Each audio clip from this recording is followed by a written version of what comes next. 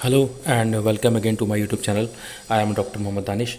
और आज का जो वीडियो का टॉपिक है वो है Uttar Pradesh higher education service commission assistant professor exam 2021 और उससे जुड़े हुए कुछ सवाल। तो उसी कंटिन्यूशन में मैं आज की वीडियो बना रहा हूँ। जैसा कि मैंने पिछली वीडियो में बात की थी कि क्या एलिजिबिलिटी है, क्या सैलरी स्ट्रक्चर है, एज से रिलेटेड जो भी डाउट्स थे वो मैंने बताए, और एलिजिबिलिटी क्या है, क्या नेट और पीएचडी दोनों ज़रूरी है। तो इससे कुछ जुड़े हुए सवालों को मैंने पिछली वीडियो के माध्यम से एड्रेस करने की कोशिश की। आज की वीडियो में मैं ये बताऊँगा कि कौन कौन से वो सब्जेक्ट्स हैं या अलाइड सब्जेक्ट जिसे हम बोलते हैं या रेलेवेंट सब्जेक्ट हैं। तो एक ही सब्जेक्ट्स मतलब आपके पास कोई अदर सब्जेक्ट पे डिग्री है तो क्या आप किसी और सब्जेक्ट में भी अप्लाई कर सकते हैं या नहीं कर सकते हैं। तो इससे लेके बच्चों में काफ़ी डाउट होते हैं, तो उसके बारे में मैं आपको आज बताने की कोशिश करूंगा।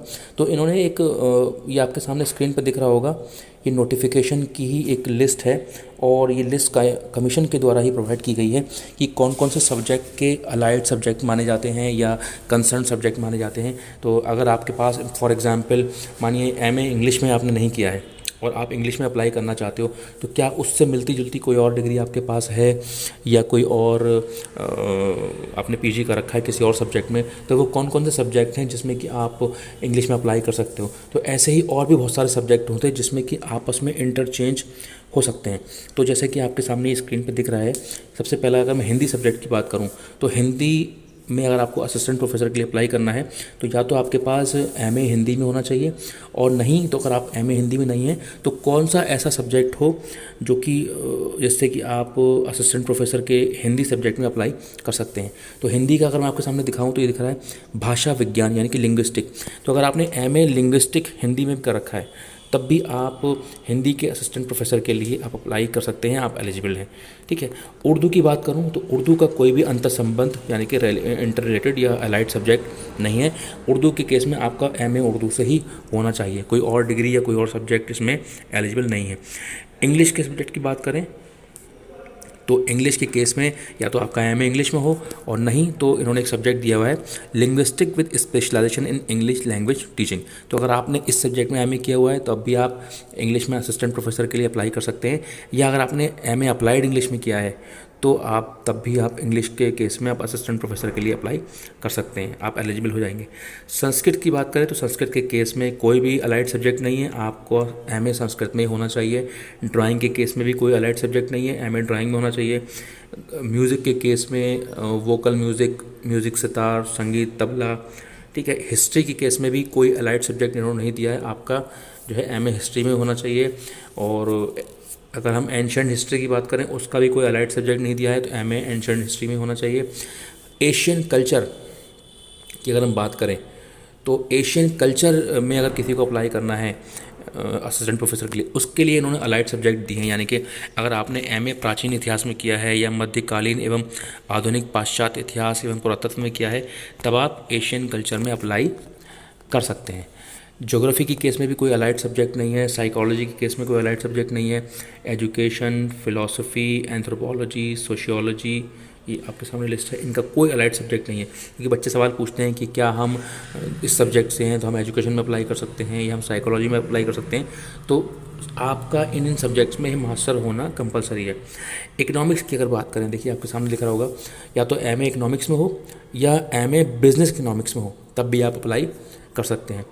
पॉलिटिकल साइंस की बात करें तो पॉलिटिकल साइंस में एक तो एमए पॉलिटिकल साइंस वाला एलिजिबल है, और उसके अलावा अगर किसी ने एमए पब्लिक एडमिनिस्ट्रेशन में किया हुआ है या एमए इंटरनेशनल रिलेशंस में किया हुआ है तब भी आप जो है पॉलिटिकल साइंस सब्जेक्ट में अप्लाई कर सकते हैं और आप एलिजिबल हो जाएंगे।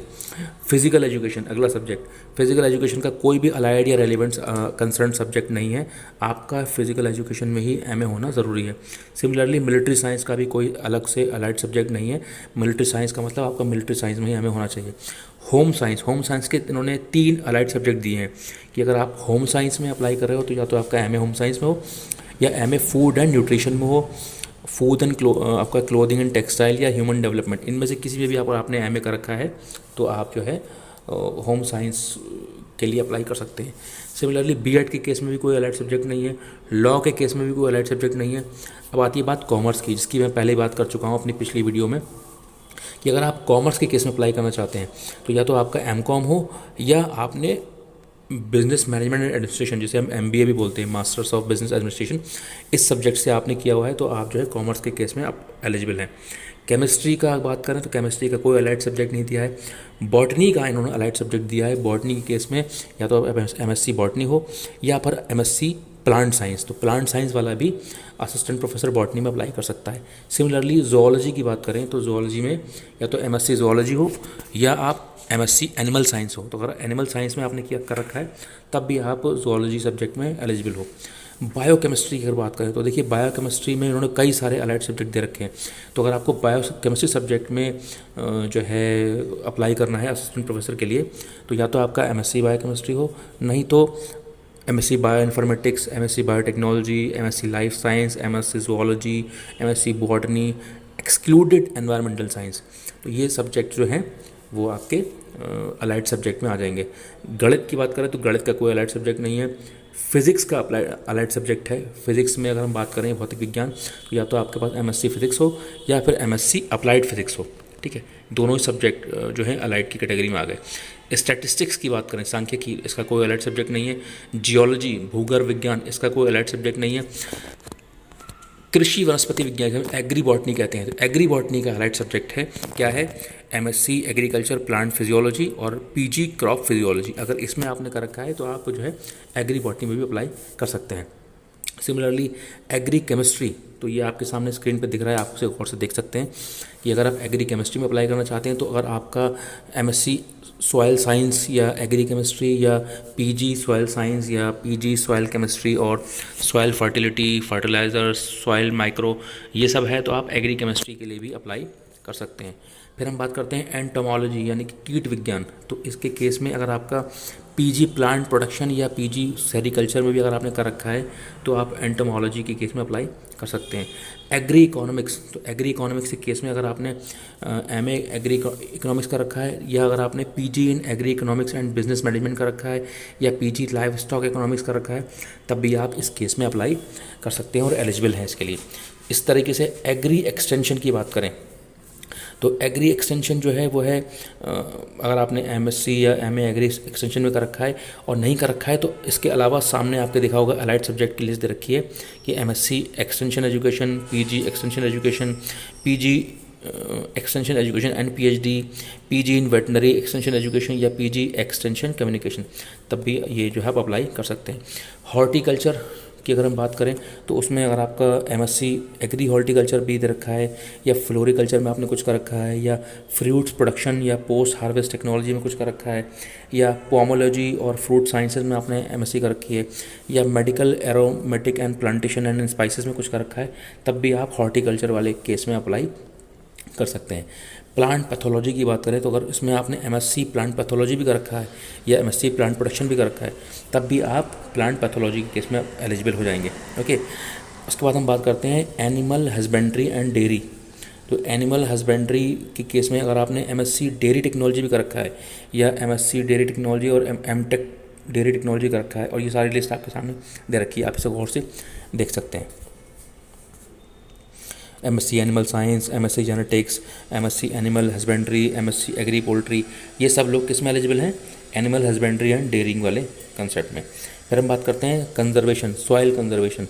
तो सॉइल कंजर्वेशन के केस में अगर आपने MSc soil and water conservation कर रखा है, MTech soil and water conservation कर रखा है, PG soil conservation and water management कर रखा है, तब भी आप सॉइल कंजर्वेशन में अप्लाई कर सकते हैं।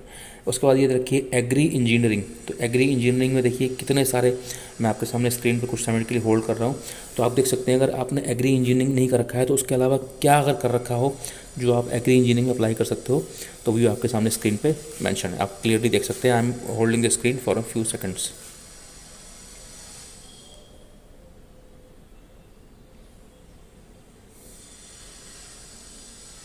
आई थिंक आप लोगों ने देख ही लिया होगा।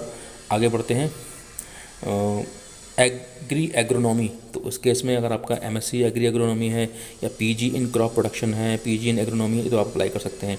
जेनेटिक्स एंड प्लांट ब्रीडिंग की अगर बात करें तो अगर किसी ने MSc जेनेटिक्स का रखा है या MSc जेनेटिक्स प्लांट ब्रीडिंग का रखा है तो भी अप्लाई कर सकते हैं। उसके अलावा विमेन स्टडीज़ और एग्री स्टैटिस्टिक्स का कोई भी अलाइड सब्जेक्ट नहीं है। तो ये आज आपके सामने मेरी कंप्लीट लिस्ट है। ये बहुत ही इंपॉर्टेंट लिस्ट है। इसको लेके कई बार बहस भी हो जाती है इंटरव्यू पैनल में।